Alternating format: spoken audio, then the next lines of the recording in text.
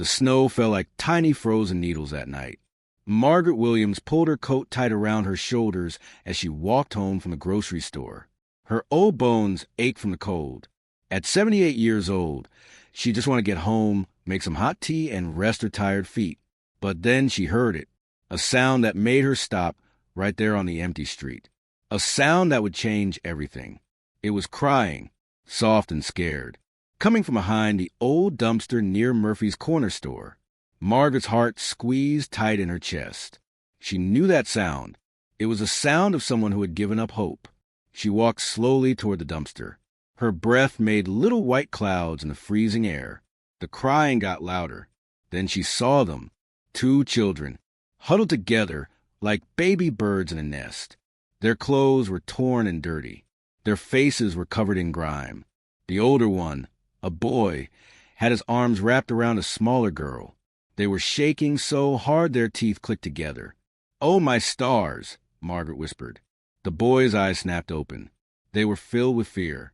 He pulled his sister closer and scooted backward against the cold brick wall. "Please don't hurt us," he said. His voice cracked. "We'll move. We'll go somewhere else. Just please don't call the police." Margaret's eyes filled with tears. She had seen many things in her long life, but this broke her heart into a million pieces. "How long have you been out here?" she asked softly. The boy didn't answer at first. He just stared at her with those frightened eyes. 3 days, he finally said. "Maybe 4. I lost count." "Where are your parents?" The boy's face went hard. "Gone. They left us at a gas station 2 weeks ago. Said they'd be right back." His voice got quiet. "They never came back." The little girl started crying harder. She couldn't have been more than 10 years old. The boy looked about 13. Margaret felt something fierce and strong wake up inside her chest. It was the same feeling she had when she was young and strong, when she could fight for what was right. "What are your names?" she asked. "I'm David," the boy said. "This is my sister Ruth." "Well, David and Ruth, I'm Margaret, and you're coming home with me." David shook his head fast. "We don't take charity. We'll be fine." "Fine." Margaret's voice got sharp. "Child, you're freezing to death behind a dumpster. That's not fine. That's not even close to fine." "We've survived this long," David said, but his voice shook. Margaret could see he was trying to be brave, trying to be strong for his little sister. "I know you have," Margaret said gently. "You're very brave, both of you. But brave doesn't keep you warm. Brave doesn't fill your belly. And brave doesn't mean you have to do everything alone." Ruth looked up at her brother with big, hopeful eyes. "David, I'm so cold," she whispered, "and my stomach hurts." David's face crumbled. Just for a second, he looked like what he really was. A scared kid who was trying to do something impossible. Margaret held out her hand. "Come home with me. You don't deserve this. Nobody deserves this." For a long moment, nobody moved. The snow kept falling. The wind howled down the empty street. Margaret's hand stayed stretched out, waiting. Then, slowly, David took it. His hand was so cold it felt like ice. Margaret helped him stand up, then reached down for Ruth. The little girl's legs were so stiff from the cold, she could barely walk. "I live just 3 blocks from here," Margaret said. "Can you make it?" David nodded. He'd picked up a dirty backpack that held everything they owned in the world. The walk home felt like forever. Ruth stumbled every few steps. David tried to help her, but he was weak too. Finally, Margaret stopped and looked at them both. "David, can you make if I carry Ruth?" "You can't carry her," David said. He stopped himself. "Old." Margaret smiled. "Yes, I am, but I'm tougher than I look." She scooped Ruth into her arms. The girl weighed almost nothing. Margaret's back screamed in protest, but she ignored it. Some things were more important than a little pain. When they reached Margaret's small house, she pushed open the door. Warm air rushed out to meet them. Ruth started crying again, but this time it was different. These were tears of relief. Margaret set Ruth down on the old couch and turned up the heat as high as it would go. Then she rushed to the kitchen and started making hot chocolate. Real hot chocolate. the kind she made with milk and cocoa powder and a little bit of sugar. "Take off those wet clothes," she called from the kitchen. "There are blankets in the basket by the couch." When she came back with 3 steaming mugs, both children were wrapped in blankets like little burritos. They looked at the hot chocolate like it was made of gold. "Go ahead," Margaret said. "Drink up." Ruth grabbed her mug with both hands and drank so fast she got a chocolate mustache. David drank more slowly, but Margaret could see tears running down his cheeks. "When did you last eat?" she asked. David looked down. "Yesterday. We found half a sandwich in a trash can." Margaret's jaw got tight. She went back to the kitchen and started cooking. Eggs, toast, bacon, oatmeal, everything she had. She piled it all on 2 plates and brought it out. The children stared at the food like they couldn't believe it was real. "Eat," Margaret said firmly, "and don't you dare say no." They ate like they'd never seen food before. Ruth started crying while she ate. David tried to eat slowly, but his hands shook as he shoveled eggs into his mouth. When they finished, Margaret showed them to her tiny guest room. It had 1 bed with a pink flower blanket. "You can both sleep here tonight," she said. "We'll figure everything else out tomorrow." "We can't stay," David said, but his voice had no strength left in it. "We'll talk about it tomorrow," Margaret said. "Tonight you sleep. You're safe here. I promise." She turned to leave, but Ruth's small voice stopped her. "Miss Margaret?" "Yes, sweetie. Why are you helping us? You don't even know us." Margaret looked at these 2 broken children, these 2 souls who had been thrown away like trash, and she felt that fierce feeling in her chest again. "Because everyone deserves to be seen," she said. "Everyone deserves to matter, and you 2 matter very much." That night, Margaret lay in her own bed and listened to the soft sounds of the children sleeping down the hall. She knew her life had just changed forever. She knew that taking in 2 homeless children at her age was crazy. But as she drifted off to sleep, Margaret smiled, because for the first time in years, her house didn't feel empty. It felt like home. 27 years passed like a beautiful dream. Margaret watched David and Ruth grow up in her little house. She saw David graduate from high school with honors. She cried happy tears when he got accepted to college. She cheered when Ruth won the spelling bee 3 years in a row. The years weren't always easy. Sometimes there wasn't enough money. Sometimes David had nightmares about being left behind. Sometimes Ruth cried for the parents who never came back. But they had each other, and that was enough. David became a lawyer, a real lawyer with a fancy office and everything. Ruth became a teacher, then went back to school and became a professor. They both called Margaret every single week. They visited on holidays. They never forgot the woman who saved them. Margaret was so proud, she thought her heart might burst. But eventually, David and Ruth had to live their own lives. David moved to the city for his job. Ruth got married and moved 3 states away. Margaret understood. That's what children do. They grow up and fly away. She didn't mind being alone again. She had her garden. She had her volunteer work at the church. She had her memories of 2 scared children who became her whole world. Life was quiet. Life was good. Until the day Harold Brennan knocked on her door. Harold was her neighbor. He lived in the big house next to hers. He had mean eyes and a meaner smile. Margaret had never liked him much, but she was always polite. That's how she was raised. "Margaret," Harold said that day. His voice was sweet like honey, but something felt wrong. "I need your help with something. Just a small favor." He held out some papers. "The city is doing some work on the property line between our houses. I just need you to sign these papers saying you agree with where the line is." Margaret squinted at the papers. The words were so small, so confusing. Her eyes weren't what they used to be. "I don't understand all this legal talk," she said. "Oh, it's nothing," Harold said, waving his hand. "Just boring city paperwork. Sign right here." Margaret felt nervous, but Harold was her neighbor. Surely he wouldn't trick her. She signed where he pointed. Harold's smile got bigger. "Thank you, Margaret. You're very helpful." He walked away, and Margaret felt a cold shiver run down her back. Something wasn't right. but she couldn't figure out what. 3 months later, the police came to her door. Margaret was in her garden pulling weeds when she heard the knock. She wiped the dirt from her hands and opened the door.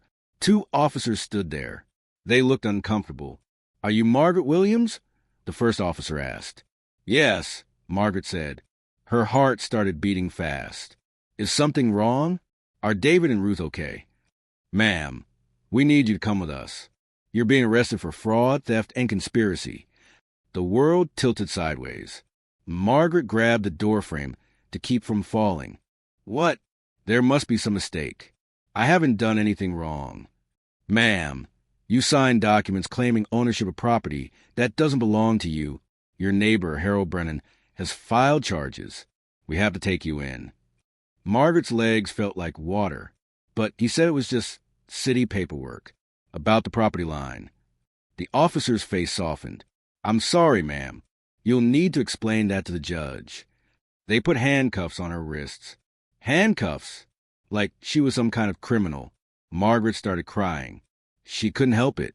Her neighbors came out of their houses and stared. Mrs. Chun from across the street covered her mouth with her hand. The Miller family's children pointed and whispered. Margaret had lived in this neighborhood for 40 years. Everyone knew her. Everyone loved her. Now they watched her get put in a police car like a common thief. The next weeks were a nightmare. Margaret tried to call David and Ruth, but they were both traveling for work. David was in another country on a big case. Ruth was at a conference with no phone service. They had no idea what was happening. Margaret's lawyer was a tired young man named Mr. Phillips. He was nice enough, but he didn't seem to believe her story. "Mrs. Williams, you signed the documents," he said, shuffling papers on his messy desk. "Your signature is right here." "But I didn't know what they meant. Harold tricked me." Mr. Phillips sighed. "That's going to be hard to prove. Mr. Brennan has a clean record. He's respected in the community. And you," he paused, "you have no evidence that he deceived you." "I'm telling the truth." Margaret's voice cracked. "I believe you," Mr. Phillips said, but his eyes said something different. "But the judge will need more than your word." The trial was worse than Margaret imagined. Harold sat in the courtroom wearing an expensive suit and his fake smile.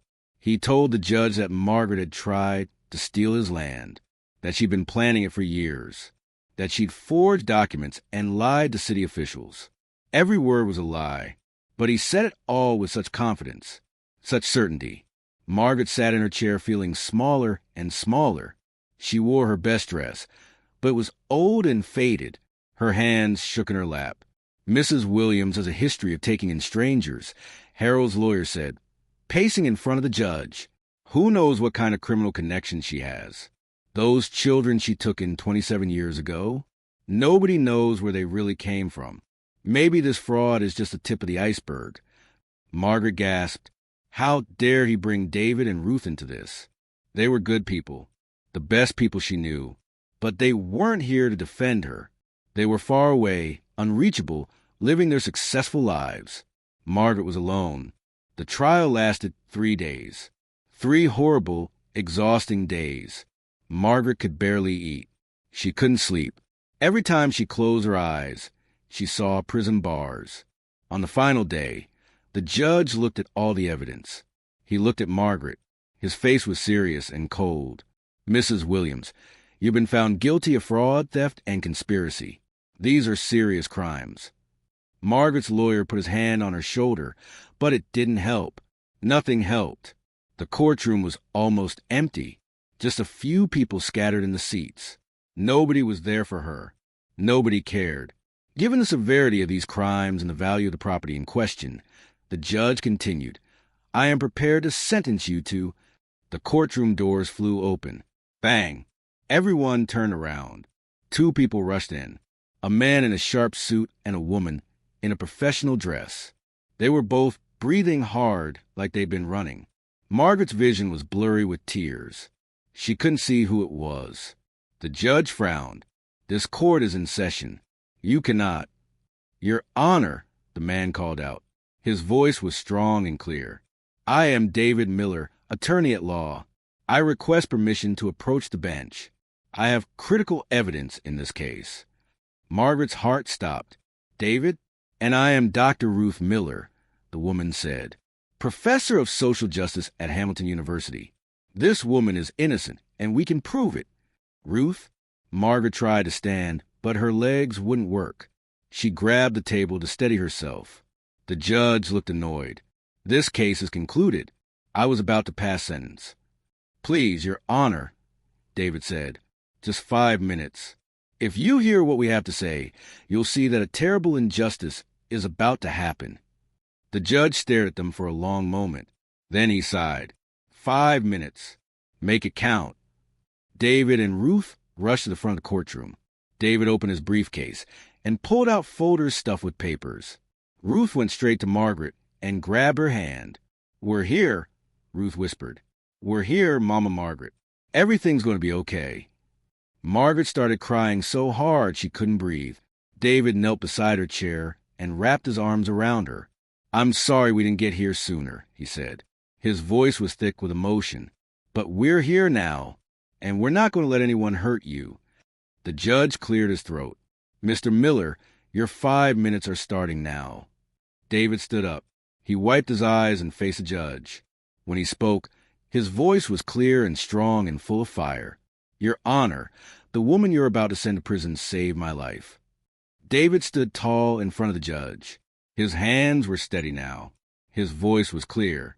27 years ago, I was 13 years old. My sister Ruth was 10. We were dying behind a dumpster in the snow. The courtroom was so quiet you could hear people breathing. Our parents abandoned us at a gas station, just drove away and never came back. For 2 weeks, Ruth and I lived on the streets. We ate from garbage cans. We slept in alleys. We were so cold we couldn't feel our fingers. Ruth squeezed Margaret's hand tighter. Tears ran down both their faces. Then one night, this woman found us. David pointed at Margaret Williams. She was 78 years old. She could barely carry groceries. But she carried my sister 3 blocks to her house. She fed us. She gave us blankets. She gave us hope. David's voice got stronger. The next morning, we tried to leave. We thought she'd call the police or social services. We thought we'd get split up and sent to different places. But Margaret said no. He pulled out a folder and showed it to the judge. She went to court and fought for us. She became our legal guardian. She used her retirement savings to buy us clothes and school supplies.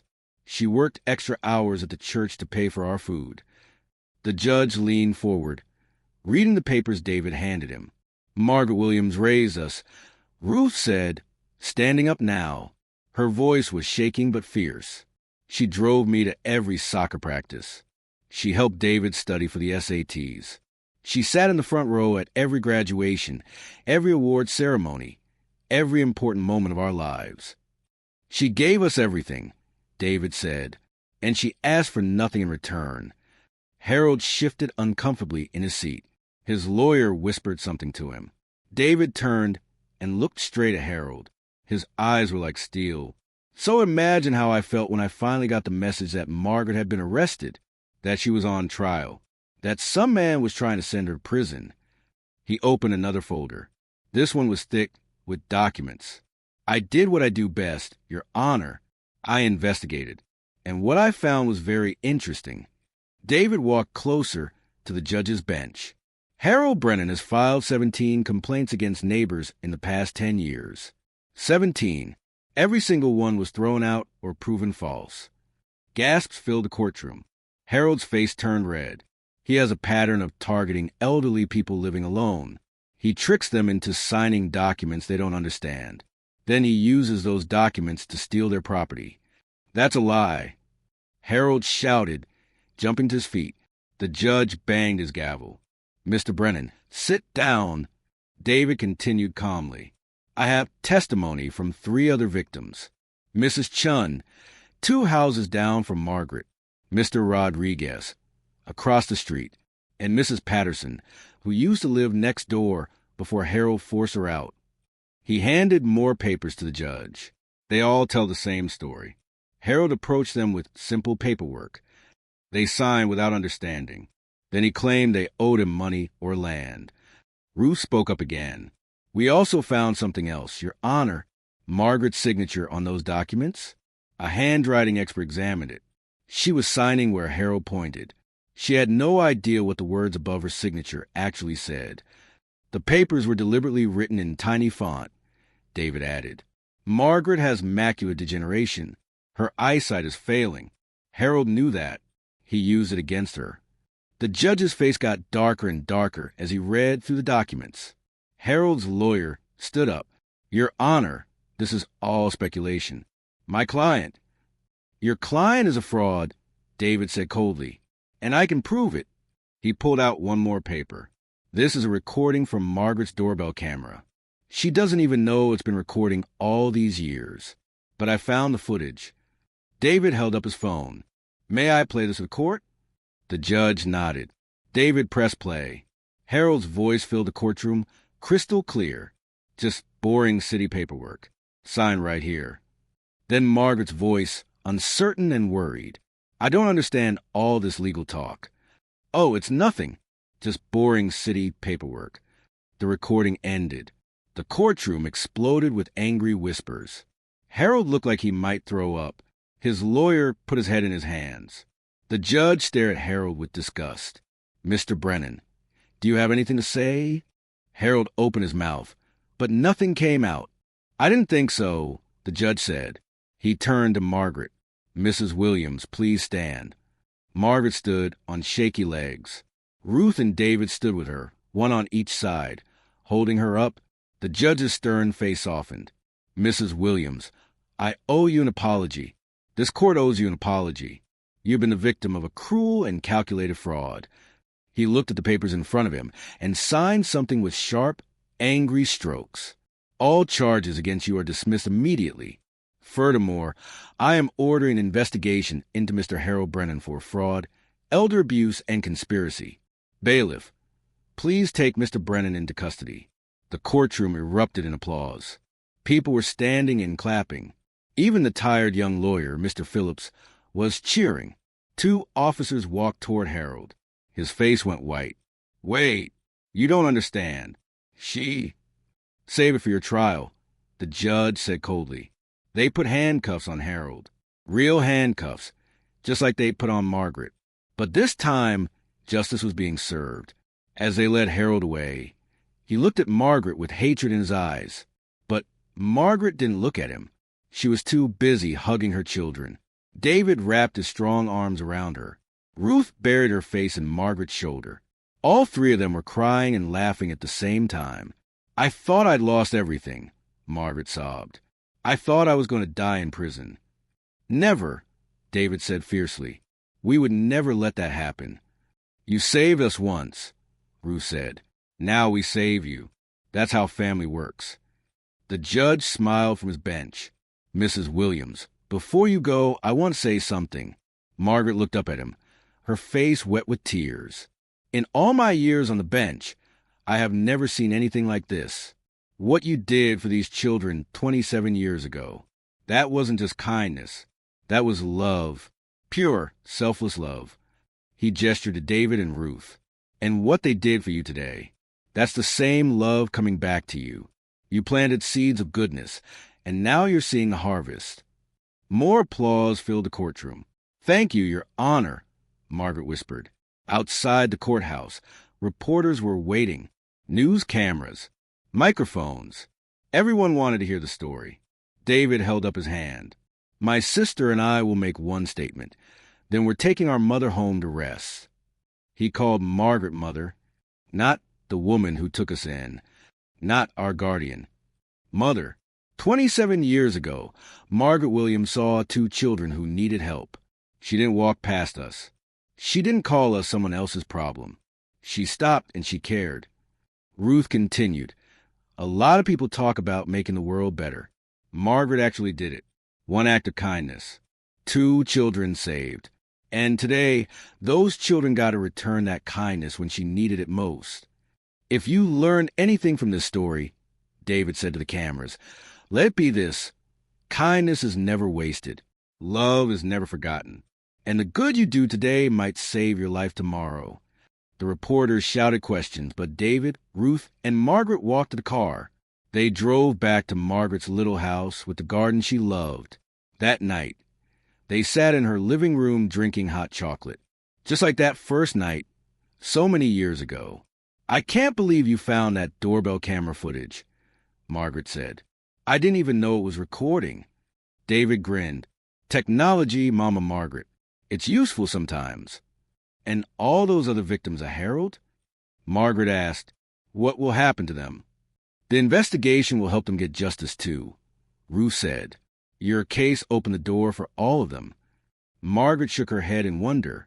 "So many lives saved. And it all started because I heard 2 children cry in the snow." "No," David said gently.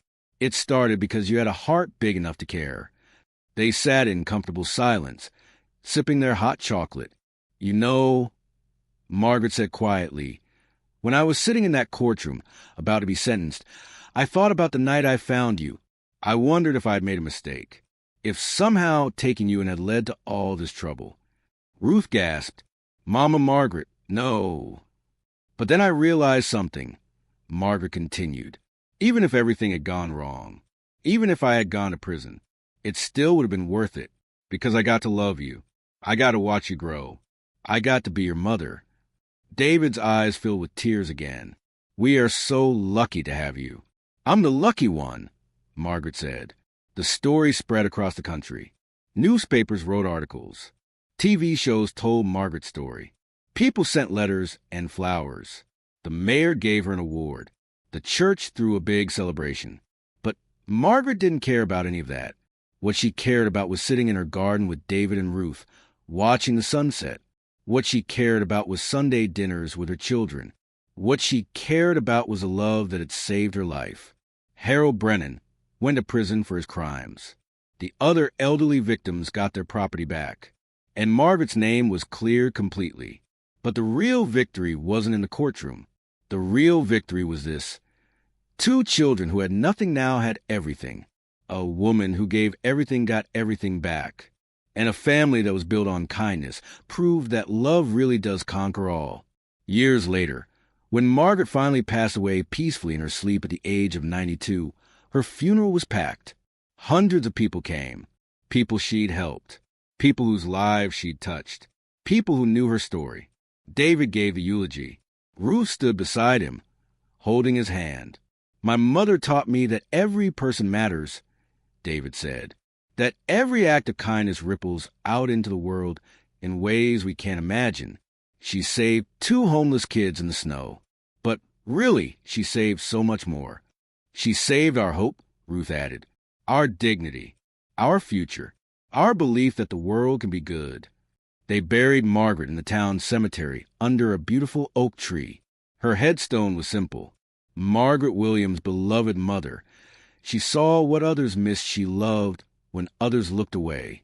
And at the bottom, added by David and Ruth, she saved tomorrow. If this story touched your heart, please share it with someone who needs to hear it today. Subscribe to hear more stories about ordinary people doing extraordinary things. Because Margaret was right. Kindness is never wasted and love is never forgotten. The good you do today really might save your life tomorrow. Drop a comment below and tell us, have you ever been helped by a stranger? Or have you helped someone when no one else would? We'd love to hear your stories of kindness. Share this video. Subscribe to the channel. And remember, you have the power to change someone's life. Just like Margaret did. Just like David and Ruth did. Just like you can do. Thank you for watching, and never stop believing in the power of love.